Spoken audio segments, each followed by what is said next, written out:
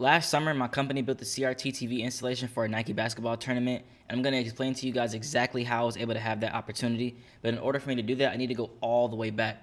So I made this timeline, which pretty much breaks down the entire past 2 years as to how I got to this point. So between May and July 2024, I was building TV installations in my mom's garage, and I was posting them on TikTok. I ended up renting out like the set that I built in my garage to a client, and that was like my first real way of seeing it, like, okay, like this stuff is working. It was really blowing up on TikTok. Cool.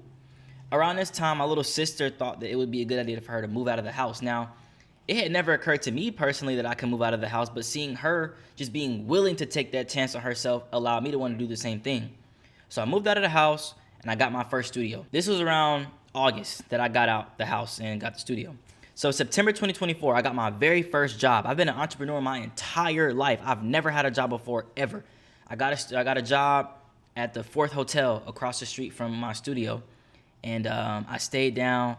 I really just was applying myself and taking what I learned from the job and applying it back to my business. And I just learned so much from working that job, right? So it was one day in November. My director and photographer friend Ryder, she had an Adidas internal photo shoot that she asked me if I wanted to be a part of. So I said yes. I called off of work and I went to this photo shoot.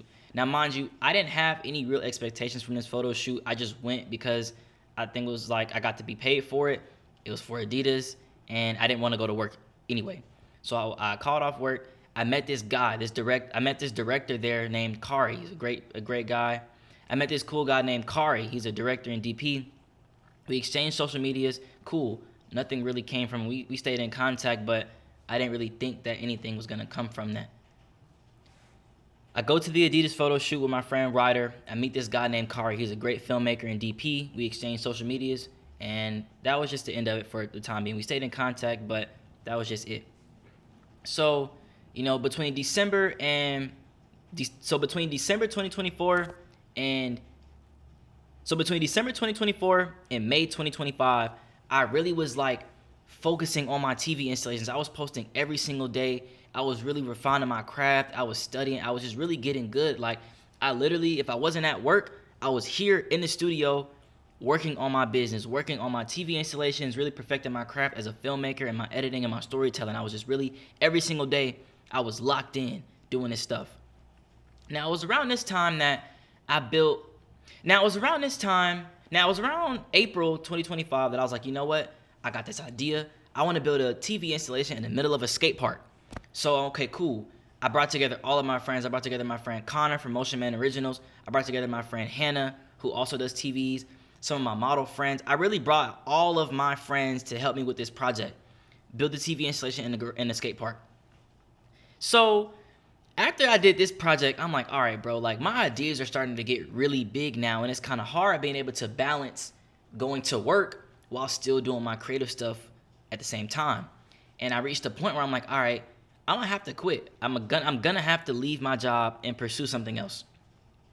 I had to make an identity shift to really like feel as if I could do it. I had to make that conscious decision to like, you know what? I'm bigger than my job now. I learned a lot. It made me into a better person, but now it's time for me to move on into something else. So every single day when I got up for work, I would get up. My shift was at 5 o'clock in the morning. I would get up at 4, be to work at 4:10. I was doing a cold plunge every single day. I was doing a cold plunge, and I would. So I worked. So at the Fourth Hotel. For anybody that doesn't know, the Fourth Hotel is an amazing boutique hotel. So for anybody who doesn't know, the Fourth Hotel is an amazing boutique luxury hotel right in the Ponce Highlands area. So every single day I'm waking up from my shift at 4 o'clock in the morning. I'm doing a cold plunge for like 5 to 10 minutes. And now I'm essentially just doing all of these different things to just tell my mind that like, yo, I could do whatever it is that I put my mind to. So when I'm waking up, before I go to work, I'm telling myself like, yo, I'm a boss. Like I'm a boss. I'm not an employee. I'm a boss. I'm listening to Kanye West early in the morning. Like I said, I'm doing a cold plunge to start my morning off. When I get off of work, I'm going over to the skate park, Fourth Ward skate park, and I'm just trying tricks that I like know that I can do, but like I'm pushing my mind to realize like, yo, like there is no fear. You can do it. Don't hold yourself back. I was going to jujitsu I'm doing all of this stuff for my mind, just to build up the confidence and the courage and becoming the version of myself that could actually leave my job and do this full time. So this was May and June 2025. I came up with this plan. I'm like, you know what? July, I'm leaving my job. I'm going all the way in. So I did all that identity shifting stuff. I strengthened my mind. And every single day I woke up, I just had a positive mental attitude about everything. I was so happy every single day because I'm like, all right, like, I'm about to quit. Like, I had a solid plan. Solid. I had so much faith in my plan that it would work that I'm like, bro, I never felt any type of doubt whatsoever. I'm like, yo, no, this is going to work. It's already working now, right? So July 2025, I'm about to quit my job. Now, this is when stuff starts to get real. I didn't have any jobs lined up.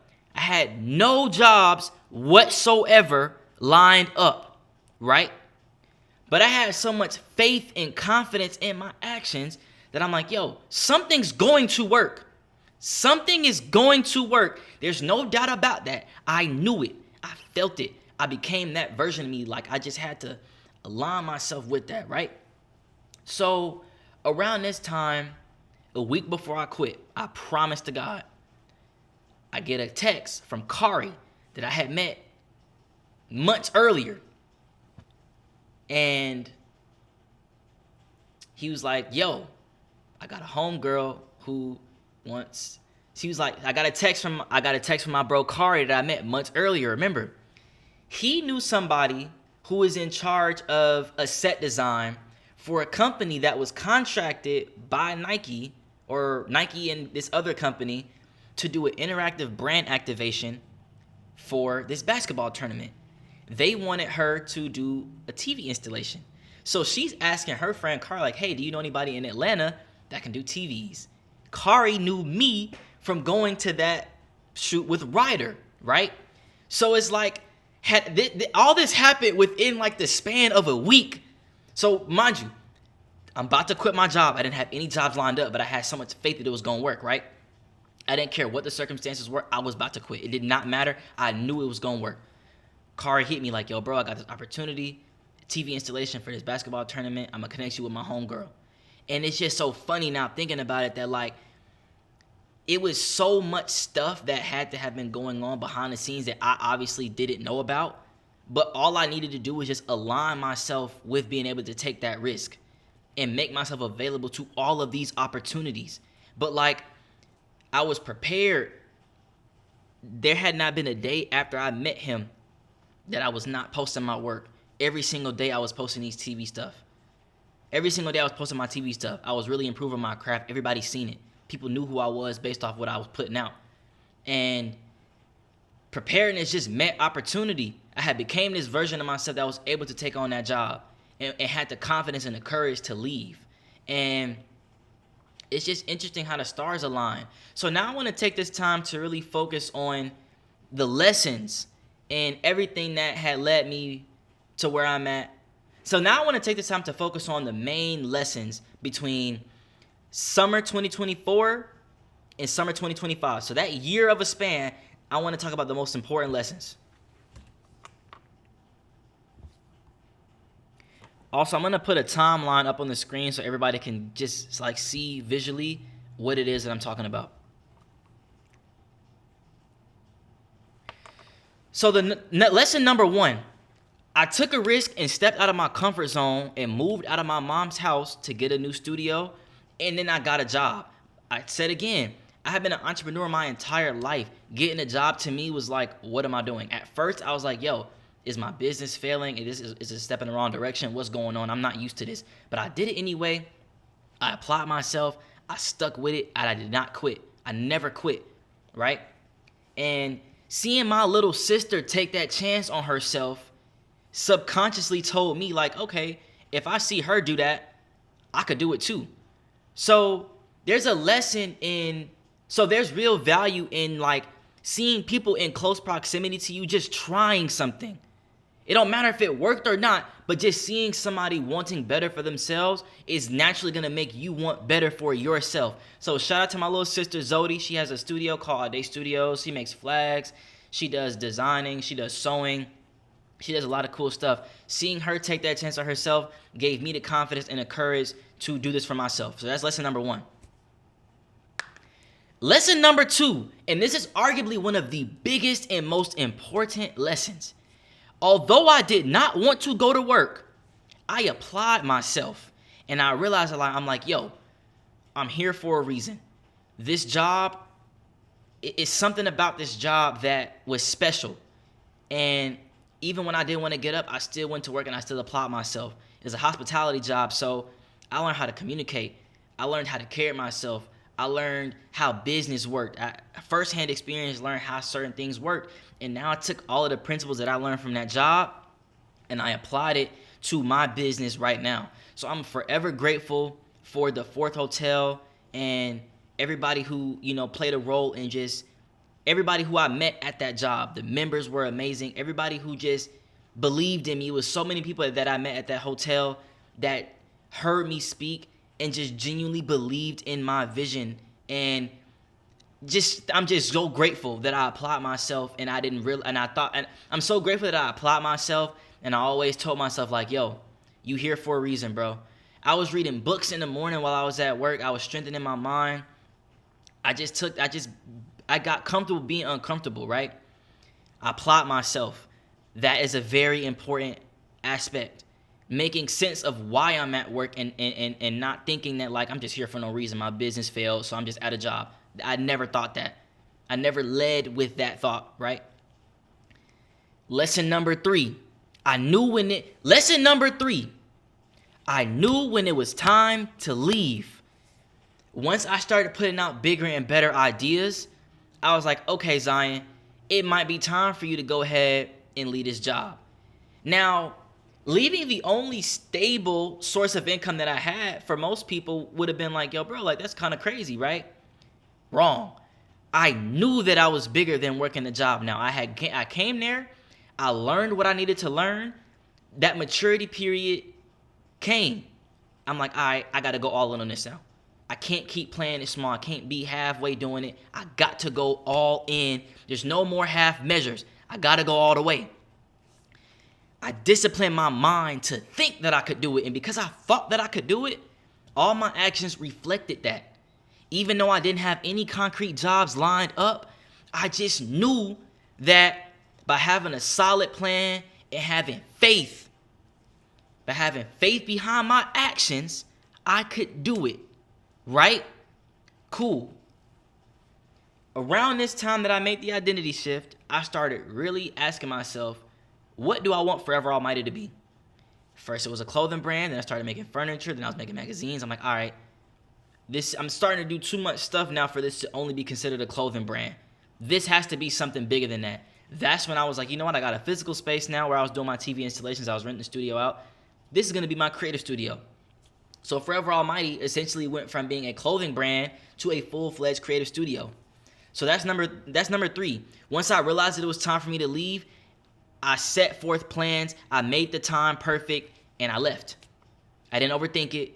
I made the time right. There would have never been a more perfect time for me to do that than when I was like, you know what? It's time for me to leave. And that's what I did. So that's lesson number 3. Lesson number 4. I made myself available to all of the opportunities that were around me all the time. Think about it. Those people who were planning that Nike basketball tournament, they had already existed. I didn't know about it, but those plans were already circulating in the air. There was a need for somebody like me. I made myself available to that opportunity by becoming the version of me that could quit, and by leaving my job and really just being prepared, focusing on my TV installations, never quitting. Even though I didn't make any money even though I wasn't making like big money from doing my TV installation stuff in the past, I didn't really care because I'm like, all right, I love doing this. This is fun to me. I'm already a filmmaker. I just built a new set in my studio, so now I have a new place to create. I was never gonna quit. So lesson number 4 again is I just made myself available to all the opportunities that were around me every single day, even though I didn't know they existed. I left my job on faith, but I also had a solid plan. I didn't just blindly leave like, all right, I'm just going to hope it works out. I didn't hope nothing. I knew it. That's the biggest thing. I don't go around hoping and wishing. I know these things. I'm aware of it. So this was a calculated risk that I took, okay? It's lesson number 4. So after I did the Nike job, that was a very big job for me. I was able to fully launch my creative studio. Shout out to my friend Connor Fisher from Motion Man Originals and Tremlo Studios. He helped me produce my very first studio launch announcement. He helped me produce my first announcement video that I was leaving my day job to pursue my creative business full time. This is essentially like what happened. May 2025, when it was time for me to quit, Connor Fisher helped me produce this in-studio announcement saying, yo, I'm about to leave my job and do this business full time. And this video was cool because nobody that I knew, like on social media and whatnot, knew that I had a job. So for the longest, nobody knew that. So for me to like just be vulnerable enough to show like, yo, I've been working this whole time, I'm about to quit my job now and go all in. That was me kind of like putting myself on the line. Like, all right, I'm telling the whole world I'm about to quit and I'm about to do it. That's what it's about to be. I'm quitting now. I'm not playing. I'm going all in. So I kind of like burned my boats in a sense. There was no turning back. Once I put that video out there, there was no turning back on anything. There was no half measures. I had to go all in once I told the world I was about to quit my job. Because if it's like if you say something big, you're going to have to follow through with it. And my face card is valid and I could take my word to the bank every single time. There was no reality where I'm about to talk a big game and not have my actions line up. I'm not that type of man. I'm just not. Cool. So August to December 2025, I launched my creative studio, did high 5 figures on the first drop. I was renting out the TV installation to people at the studio. I was building custom TV installations for like a variety of projects and clients around the city of Atlanta. It was great. So I started realizing, I'm like, yo, this current studio that I was doing all this work out of was 575 square feet. That's small. It got to a point where I'm like, bro, it's only but so many ideas I can bring to life from this space. So guess what I had to do? I had to make another conscious decision to get a studio. Another studio, a bigger studio. So on some random... So now that everybody knows how I started... So now that everybody knows how I started Forever All... So now that everybody knows like the most recent story behind my creative studio, Forever Almighty, I'm going to show now how that relates to where I'm at now. So after I launched my studio, I realized I'm like, yo, I need a larger studio space now. And I need a larger studio space. So around this time, I just started reading a lot of books. Like I was reading Think and Grow Rich. Shout out to my dad for allowing me to get this book from my aunt's house. I started listening to a lot of Bob Proctor, Earl Nightingale, Neville Goddard. I started listening to all these guys, but more importantly, I started applying what I was learning. I only was listening to Larry June, bro. I had like 24,000 minutes of Larry June that I listened to over the last year. He's been my like go-to artist for the last 3 or 4 years now, just because it's just like, it's rewiring my brain, just like listening to his story and seeing how he made it work for himself. I'm like, dang, like, you know, there's a lot of similarities between what he did and what I'm doing as far as just never quitting, staying consistent, you know, growing and letting certain things go so you can evolve as a person. I took a lot from that. So shout out to Larry June, because his music and seeing his story and what he did going all the way back, you know, 10 years, just allowed me to realize like, yo, Zion, you on the right path, because look what he did. Look how he did it. Look how Kanye West did it. Look how all these greats did it. You no different than that. You're no different. So just keep going and don't quit. So, I had to... Getting another studio was a very big leap, because that's another responsibility, right? This new studio that I saw was 1,700 square feet, 3,500. It was 1,700 square feet, $3,500 a month. My current overhead was probably like $3,500 as it was. So taking on another investment was like, all right, dang, like, that's big. It's like 7 bands, right? Cool. More overhead honestly gave me like more freedom in a sense. It's weird, but like because I had to spend more money, I had more options. I had more leverage, right? So now that I had a new space to work out of, no. Once I realized that I wanted to get the studio, now I'm going to talk about the importance of creating rather than competing. So I want to revisit my relationship with my friend Hannah Mid. She did TV installations, right? Now, when I first came across Hannah Mid, when I first found out that Hannah was doing TVs in the city, I was kind of shaken up because I'm like, dang, for the longest, I thought I was the only person that was doing these TV installations. I reached out to Hannah. I'm like, hey, we need to have a conversation, like a meeting, and just kind of talk about like what our prices are, just making sure that like we are both able to like coexist in the same world. Now, we got on the phone for like an hour. Hannah is an amazing person. We had a great conversation, and we just stayed locked in. I was able to pay her from a lot of my projects. I brought her onto the Nike project. She was a very detrimental help to that. She was a very big help on that project. And fast forward to November 2025, when I said I was about to get a studio, she was like, yo, I want to get a studio too. So I'm like, all right. I put my feet to the ground. I went out and I just started looking for spaces. And I somehow ended up on the Beltline. And me and Hannah, essentially, long story short, merged. Essentially, long story short, me and Hannah came together on a studio. It's a Forever Almighty flagship studio, but like she's her own individual person. And we came together on a Forever Almighty studio. Cool.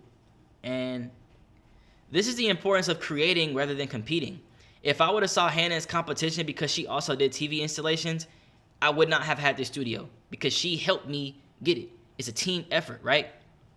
And just having a second person there that also does the same thing is more leverage.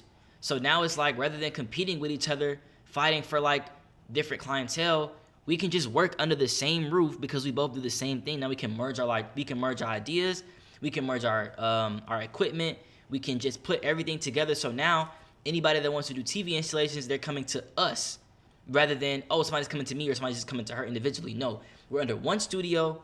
We're still our own individual people and businesses, just under one studio. So now I made another mindset shift to quit so then I had to make another mindset shift to feel like I could take on this new responsibility of getting a bigger studio. And that's what I did. Day in and day out, I'm reading books. I'm listening to these guys. I'm analyzing myself. I went through and I analyzed the last 23 years of my life and asked myself, how did I get to this point? There's going to be problems every single step of the way, but what is it about the last 2 years that I did? How did I get through that stuff, right?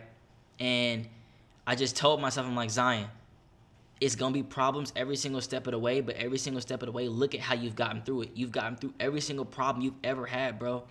You have to realize that problems are always going to exist, but how do you deal with those problems? How are you going to navigate through life to get what it is you want? Because number one, you have to make the time perfect.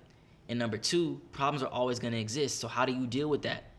And I just told myself, like, bro, there's no room for fear, doubt. There's no room for fear, doubt, uncertainty, negativity, none of that. I can't think of any of that. So now I had to start moving as if it was already working. I had to become that version of me now that is able to go to get another studio and make this whole thing work and really pull it off.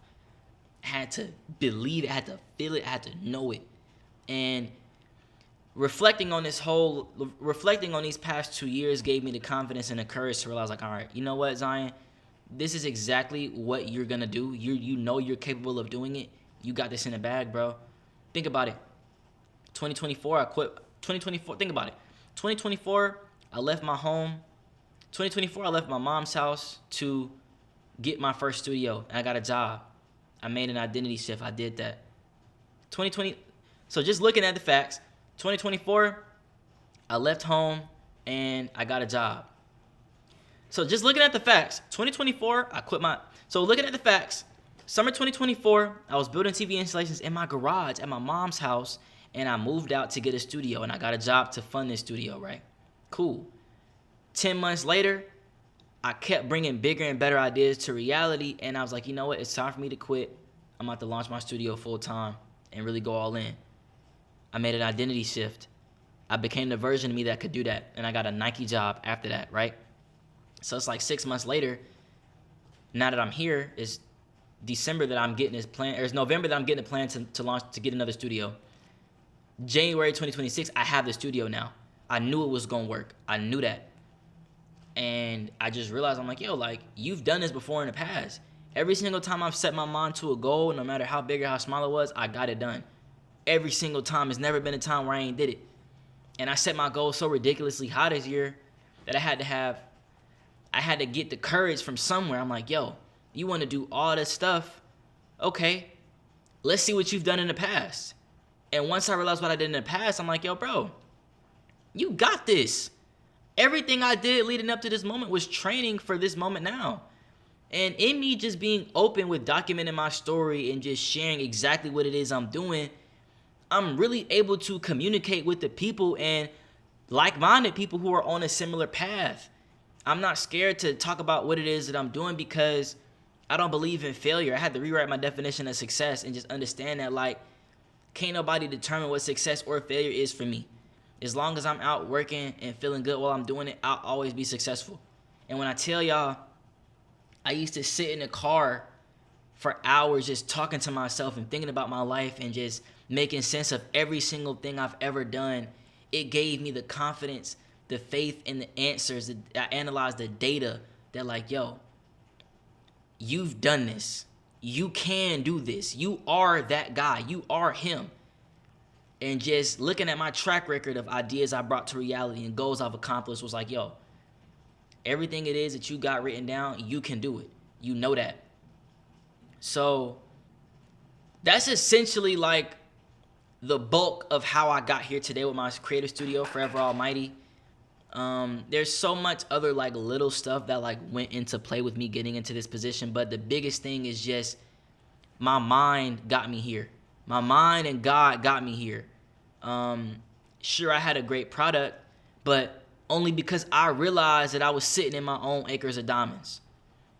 I realized that I had riches in my mind already. I was already rich. It don't matter if my bank account reflected that or not. It was in my mind. And because I'm able to bring this stuff from my mind to reality, that's really all that matters. I execute on my ideas. I get stuff done. I don't make excuses. I act as if I move in line with who I know I am. And I just get it done. And I have faith behind my actions. That's Forever Almighty. And my vision now is bigger than me. It's for the people. You know, so for everybody listening, set your mind to it and understand that it's nothing you can't get done. You could do anything you want to do. And you know you hear that often, but I'm walking, living proof that none of this was luck. None of this was chance. I made it happen. I thought that I could make it happen, so I made it happen. I made myself available to all of these opportunities. I did not back down. I did not quit. I became that version of me that could do it. Even if the present circumstances did not reflect that, I acted based off what I see in my mind. I was that version of myself regardless of what. And if you are who you say you are, you can take your present circumstances and make it exactly what you see in your mind. It does not matter. You can do it too.